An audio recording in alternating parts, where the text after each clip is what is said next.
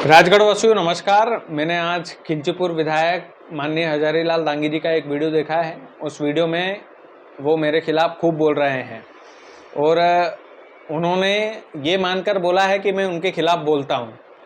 दरअसल होता ये है कि जब आपके क्षेत्र की जनता हमारे पास आती है, हमसे बोलती है कि साहब फलाने साहब के दबाव में हम पर कार्रवाई हो गई, माननीय हजारीलाल दांगी जी के दबाव में हम पर ऐसा हो गया, तो हमें मजबूरन बोलना पड़ता है। मुझे कोई आपसे आपत्ति नहीं है, आप बड़े बुजुर्ग हो, आप हमारे ज़िले के वरिष्ठ विधायक हो, भीष्म पितामह हो। मैं बार बार ये बोलता हूँ कि एक सम्मानित व्यक्ति जिन्होंने वाकई में राजनीति की गद्दी पर इतना ज़्यादा राज किया, खिलचीपुर विधानसभा पर इतना ज़्यादा राज किया, लोगों ने उन पर भरोसा जताया। मैं स्पष्ट तौर पर ये कहना चाहता हूँ कि उन्होंने काफ़ी सारे आरोप लगाए, एक एक कर कर अगर मैं बोलूँगा तो बहुत सारी लंबी बातें हो जाएगी, लेकिन कुछ दो चार आरोप उन पर उन्होंने जो मुझ पर लगाए हैं वो मुझे याद आ रहे हैं। पहला तो उन्होंने बोला कि वो काय को पत्रकार है, तू काय को पत्रकार है। बड़े गुस्से में नजर आ रहे थे विधायक जी। जिन पत्रकारों ने पत्रकार बनकर आपसे सवाल पूछा है, आप पहले उनसे पूछिए कि ये काहे के पत्रकार हैं, कहाँ की डिग्री की है इन्होंने, कौन से विश्वविद्यालय से पढ़े हैं, कहाँ से इन्होंने डिग्री हासिल करके माइक हाथ में उठाया है। मैं स्पष्ट तौर पर, और आप भी समझते होंगे, आप भी जानते होंगे, आप बड़े वरिष्ठ हो, आप भी राजनीति में इतना लंबा समय व्यतीत कर चुके हो कि आपने एक इकलौते पत्रकार को डिफेंड करने के लिए कुछ लोगों को कुछ टुकड़े डाल दिए, इसलिए वो आपकी गोदी में आकर बैठ जाते हैं और उन टुकड़ों के खातिर वो दिन भर आपके यहीं पड़े रहते हैं। तो ये वो पत्रकार हैं जो दिन भर आपके यहाँ कुछ टुकड़ों के खातिर पड़े रहते हैं, और पत्रकार तो है ही नहीं है। इनसे डिग्री पूछिएगा साहब। और ये जो पत्रकार आपको बोल रहे हैं कि साहब, वो बैकग्राउंड में मुझे आवाज आ रही थी कि साहब वो तो यूट्यूबर है। भाई साहब, जिस आईआईएमसी में मैंने पढ़ाई की है, उस आईआईएमसी में आपको घुसने नहीं देंगे।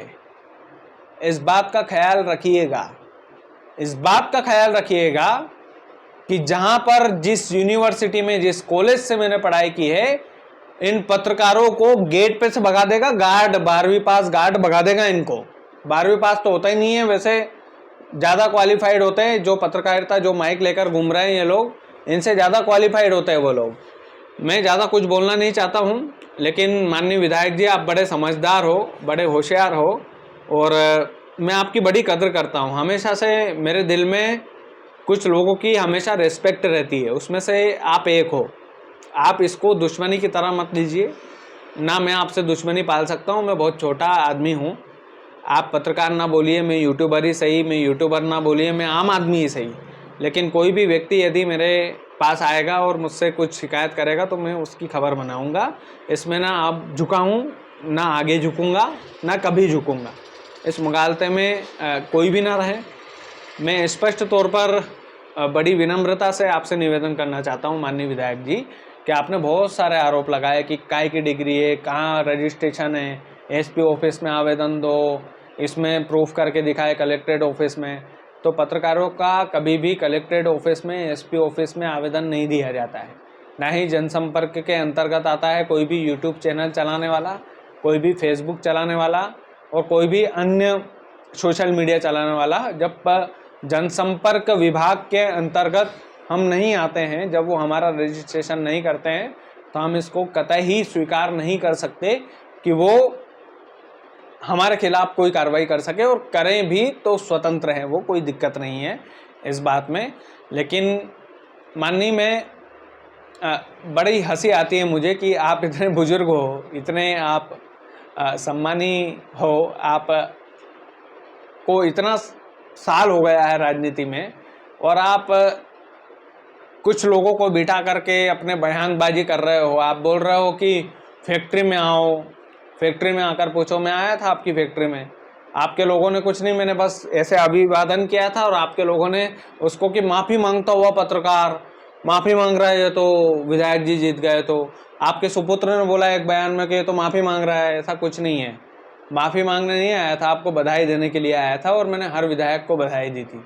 उन्होंने ऐसा नहीं किया, आपने ऐसा किया, आपकी फैक्ट्री में ऐसा हुआ। मैं फैक्ट्री में आने के लिए तैयार हूँ आपकी।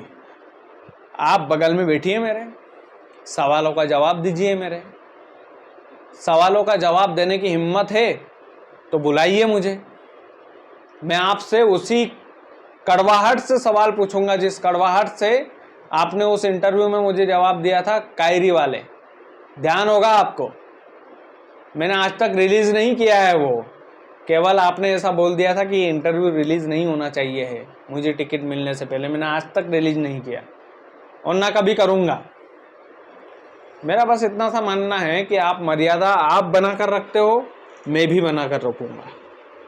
आप यदि इन लोगों के चक्कर में आकर के आप सोच रहे हो कि हम तो बहुत बड़े शहंशाह हो गए, इसको फ़र्क पड़ रहा होगा, मुझे कोई फ़र्क नहीं पड़ रहा है। मुझे कोई जवाबदेही भी नहीं बनती मेरी आपके प्रति। आपके लोग परेशान हो रहे हैं माननीय, आप जिला प्रशासन से सवाल क्यों नहीं करते हो? और ये जो लोग जो पत्रकारिता के नाम पर अपने आप को शहंशाह समझ रहे हैं, मैंने पहले भी बोला है कि इनको घुसने नहीं देंगे जहाँ से मैंने डिग्री की है हासिल, जहाँ से मैं डिग्री लेकर आया हूँ, इनको गेट पर से भगा देंगे। मेरे कॉलेज के गार्ड भगा देंगे इनको, और दूसरे लोगों की तो छोड़िए आप। तो ये बड़ी हंसी का पात्र वाली बात है। और ठीक है, ये बात ज़रूर है कि जो मैंने शब्द बोला था कि ऐसे विधायक पर थू है, मुझे उस पर शर्मिंदगी भी है और मैं उस पर आपसे ऑनलाइन माफ़ी भी मांगना चाहता हूँ। मैं बोलना चाहता हूँ कि मुझे इतने बुजुर्ग व्यक्ति के प्रति इस तरह की भावना नहीं रखना चाहिए है। हजारी लाल जी हमारे माननीय और सम्माननीय विधायक हैं, लेकिन एक बात और इसमें जोड़ना चाहूँगा कि माफ़ी मांगने का मतलब झुकना नहीं होता है। मैं उस दिन आपका अभिवादन करने आया था, आपसे माफ़ी मांगने नहीं आया था फैक्ट्री में। तो वो तमाम सारी चीज़ें याद रहती है, चीज़ें यादें हैं ये, और ये जो यादें हैं ये चलती रहती है। मुझे रिप्लाई करने को मन नहीं था, लेकिन काफ़ी सारे समर्थकों ने मुझे मैसेज पहुंचाया कि साहब आप सच्चे हो तो आप इस पर क्यों नहीं बोलते हो।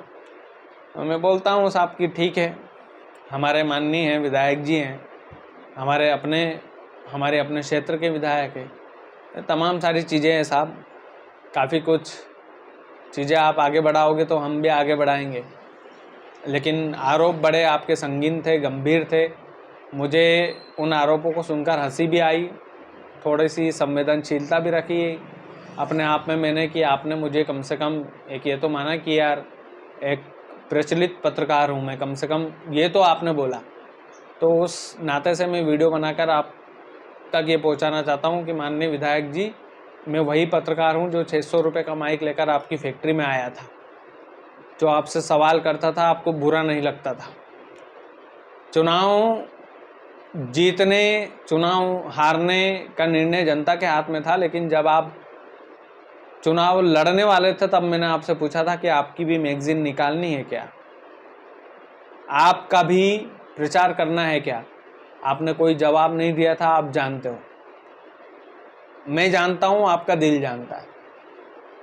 मुझसे किसी और ने प्रचार करवा लिया, उसकी मिर्ची अभी तक आपको लगी हुई है। मुझे थोड़ी सी शर्मिंदगी उस पर महसूस होती है।